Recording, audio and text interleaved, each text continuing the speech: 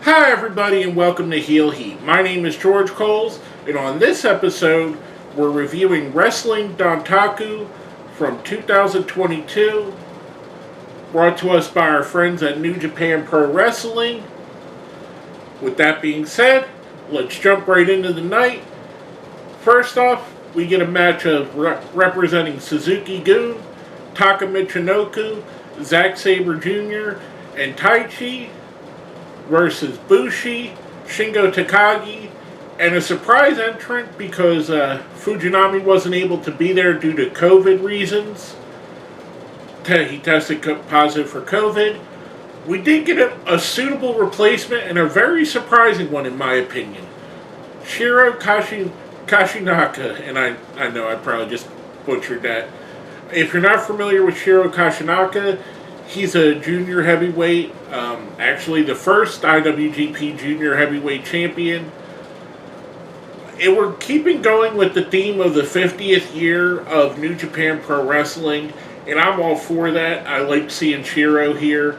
This was a really solid match to start the show.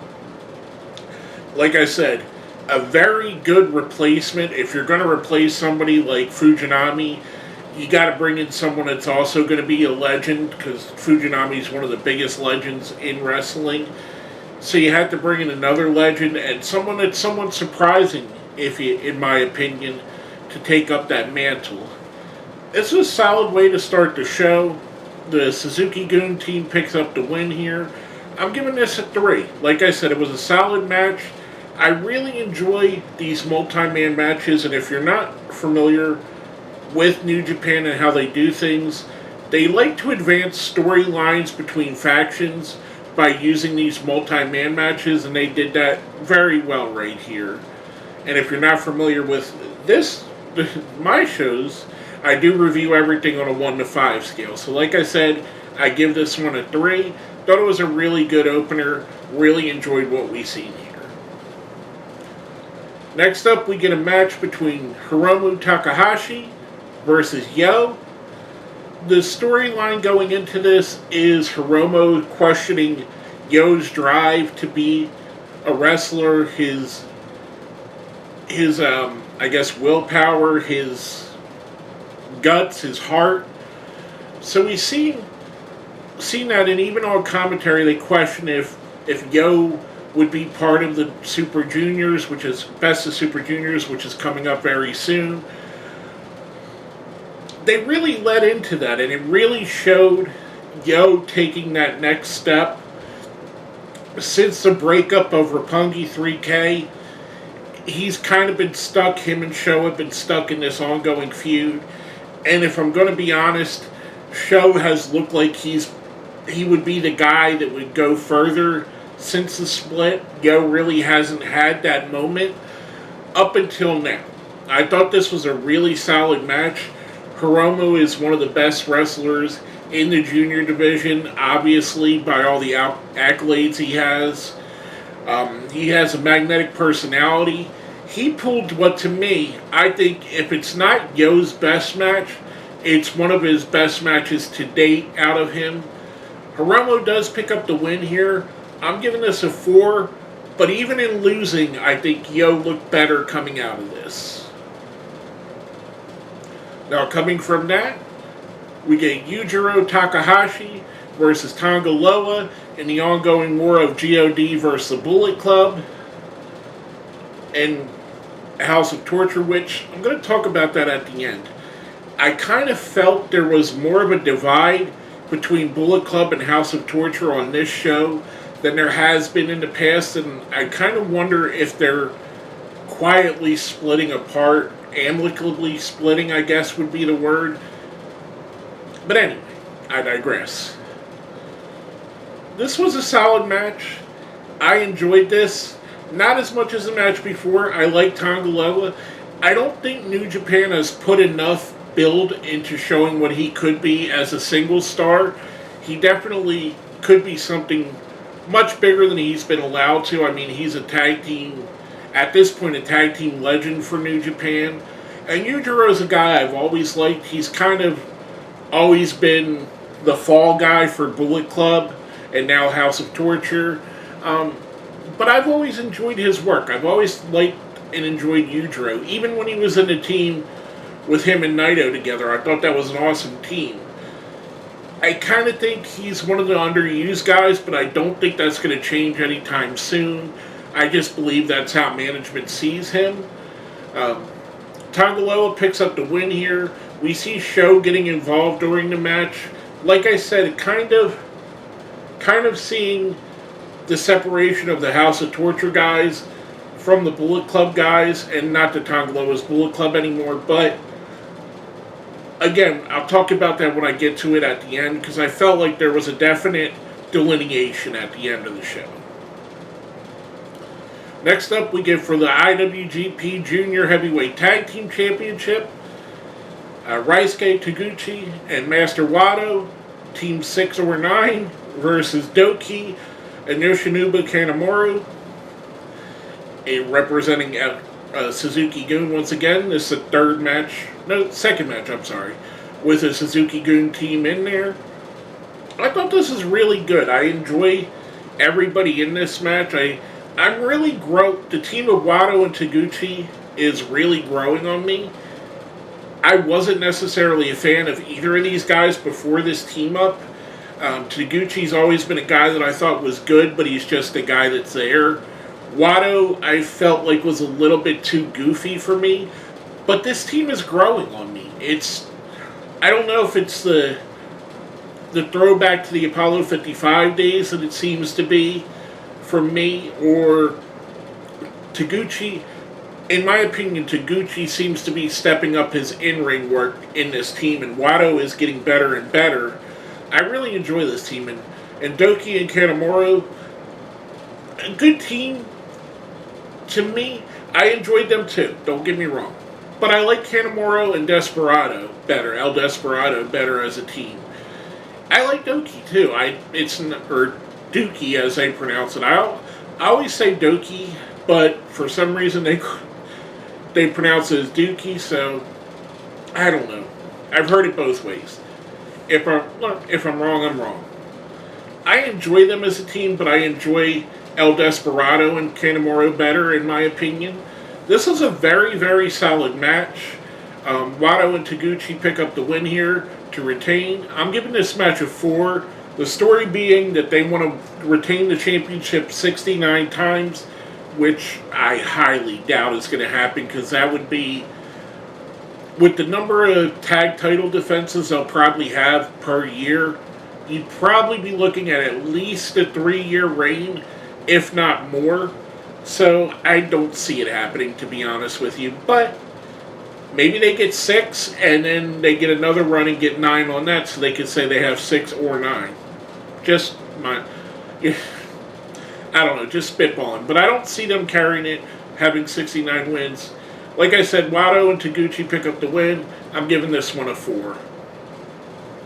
Now next up, we have our first appearance of the United Empire.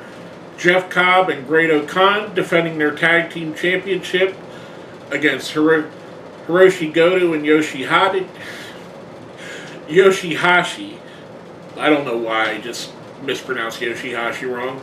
Versus Bad Luck Fale and Chase Owens in a 3-way tornado tag team match. I understand what they were going for here to make it more of seem like a chaotic brawl, but to me it kind of just felt like a mess. It didn't feel like it was organized. It felt like there was just a lot of milling around, a lot of nothing, in my opinion, and a lot of just listlessness for me. This is probably my least favorite match of the show. It's saying so, because I like all these teams. I think they're all really good teams, actually. I enjoy what they've been doing with Cobb and O'Khan, although I think both of them need to be challenging for singles titles, whether it be the U.S. title or the IWGP World title. I think they both should be in those categories, or even the Never Openweight Championship, which I know they both have. Goto and YOSHI-HASHI, I think they're right about where they're going to be. they're always going to be that high mid-card talents, whether they're singles or whether they're in a team. So this feels right for them. Fale and Chase, much like I said before with Yujiro, kind of feel like they're on the lower end of Bullet Club. Even though they do pick up the win here, Fale and Chase, which is leading into something again that I'm going to mention at the end of the show. This to me was my least favorite match of the card. Bad Luck Fale, Chase Owens pick up the win here, winning the tag team championship. I'm giving this a 2. Then we get a break. During the break, we have the announcement for the brackets for the best of the Super Juniors, or the lineups, or participants, not exactly brackets. Some interesting names here. The most interesting, Wheeler Yuta.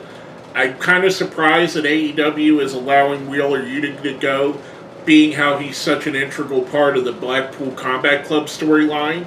Maybe all 3 of them will show up in New Japan for a little bit. I was expecting, if there was going to be an AEW guy in there, I was expecting it to be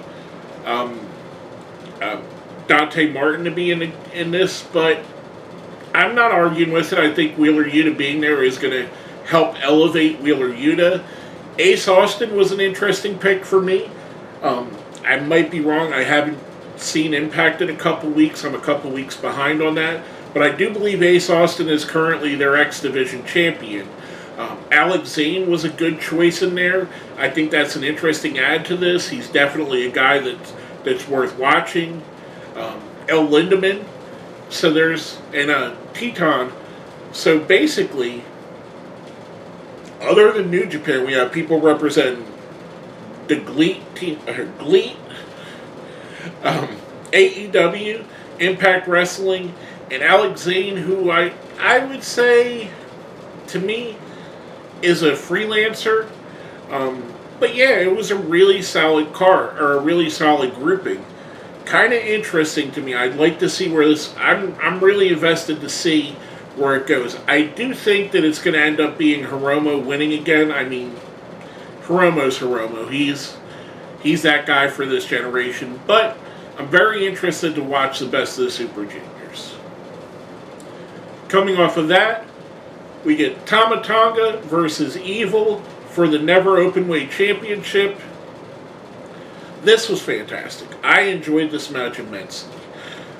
I've said it before, New Japan needs to start letting Tama Tonga and Tonga Loa pick up some wins against the Bullet Club before it becomes the Bullet Club is just bullying them to the point where they're irrelevant.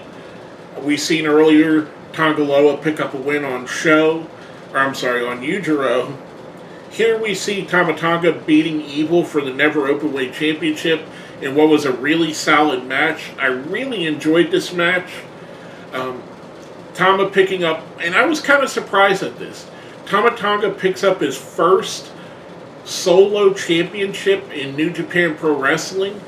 With as long as he's been there and as important as he's been to the company, that kind of shocked me a little bit, if I'm being honest. I kind of knew it already, but I never really thought about it until they mentioned it. But anyway, a really, really solid match. I'm giving this a 4. Afterwards, we see the Good Brothers hit the ring in full Bullet Club gear, further cementing that they are now back in Bullet Club, which again, we're going to talk about this later. I thought this was solid. You're keeping the feud with the Guerrillas of Destiny and Bullet Club going on. You're giving Tama Tonga a big win. You're giving Tama Tonga a well-deserved solo championship. I enjoyed every part of this. I'm giving this a 4. Next up, we have El Desperado versus Taiji Ishimori for the Junior Heavyweight Championship. Up until this point, this was my favorite match of the night. Really fast-paced, really good match. El Desperado, Despy, he's been having a hell of a run as of late. From last year going into this year, he's really elevated his game to where he's right up there with Hiromu Takahashi as being the face of the juniors tag team division, the juniors division, and the tag team division in the juniors as well. I really think that he's hitting on all cylinders here. Ishimori also, kind of. To me, he's been a little bit lost in the shuffle. But we see in this match just how good he really is, because he's really a fantastic wrestler, and he really got to showcase that here. He really got to show exactly how good he is, which, don't get me wrong, he's shown in the past, but it's one of those things where it's kind of a nice refresher to see that here. I thought this was an absolutely awesome match. Ishimori picks up the win here. I'm giving this a solid 5. I thought it was great all the way through. Like I said, up until this point, my favorite match of the night. And it was really good and really enjoyable for me. Now, coming off of that, for the vacant U.S. Heavyweight Championship, we get Hiroshi Tanahashi versus Tomohiro Ishii. And originally this was supposed to be Tanahashi versus Will Ospreay. Much like I said earlier with Fujinami, Ospreay is in COVID protocol because he did test positive for COVID. So we get Ishii. And this to me was a very solid replacement. I love Ishii. I think he's a great wrestler. I enjoy everything he does. I think now that you have a definite solid relationship between AEW and New Japan that's been defined, there's going to be a super show.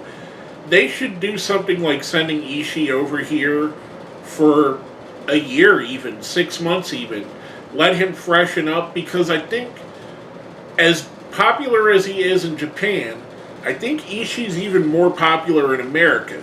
When I talk to people in America that watch New Japan Pro Wrestling, Ishii is one of the guys that they bring up as their favorites. He's right up there with Kazuchika Okada. He's right up there with Naito. I mean, he's brought up as he's in that standing, even though he's not in that standing in New Japan.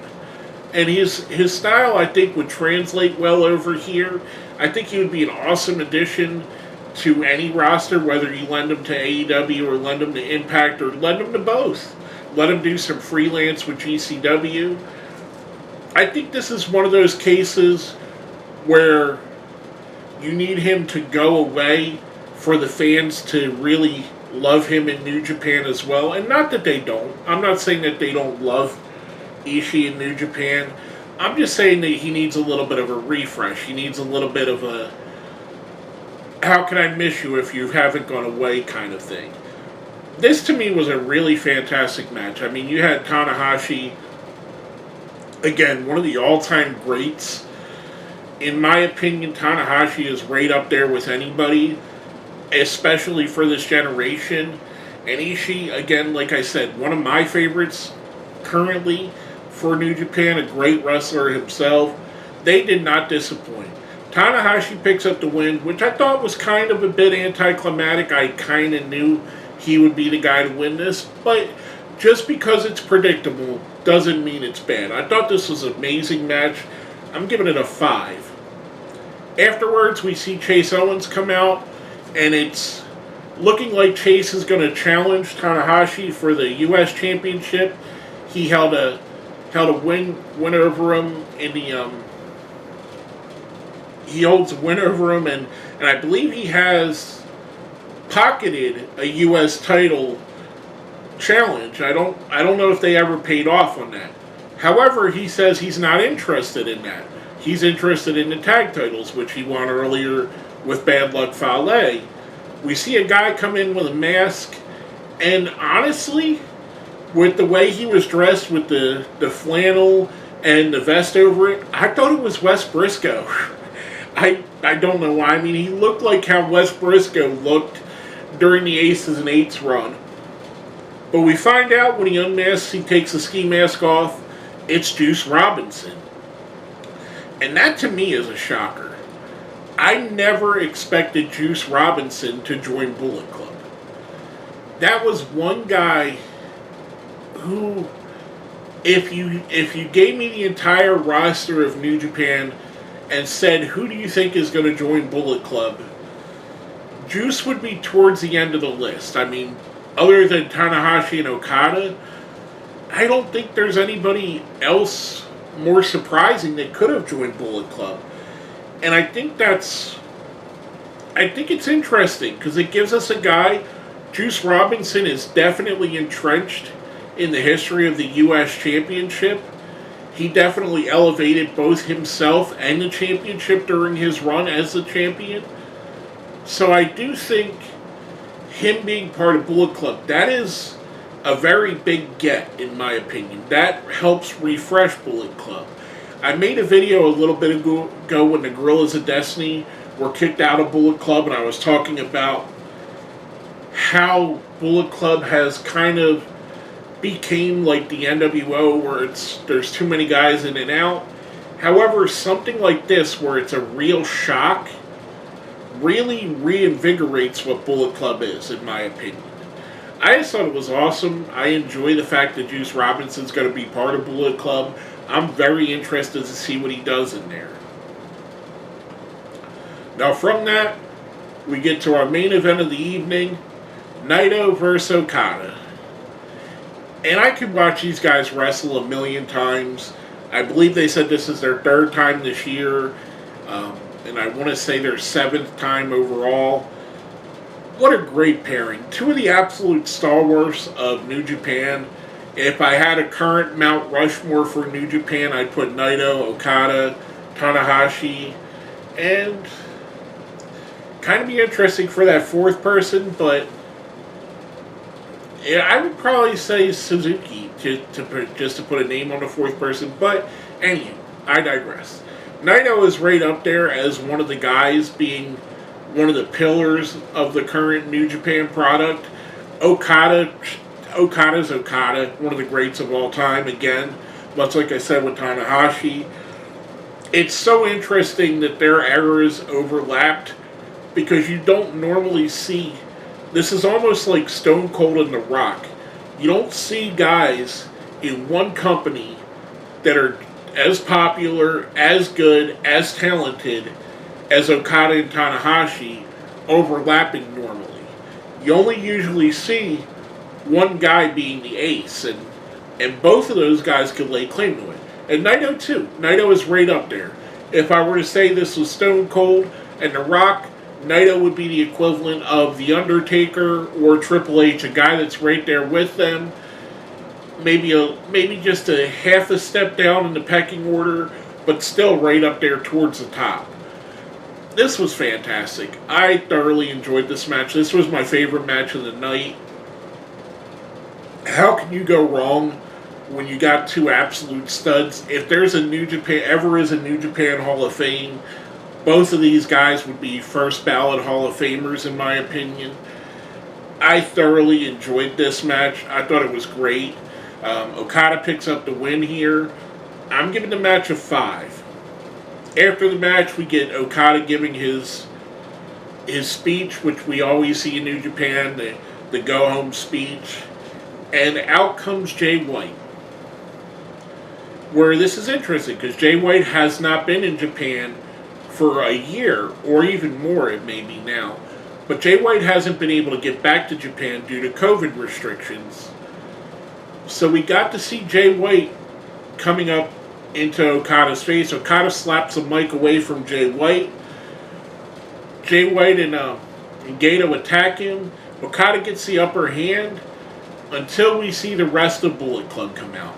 And this is where I was talking about with the delineation, because Bullet Club came out as a whole, but none of the members of House of Torture were out there.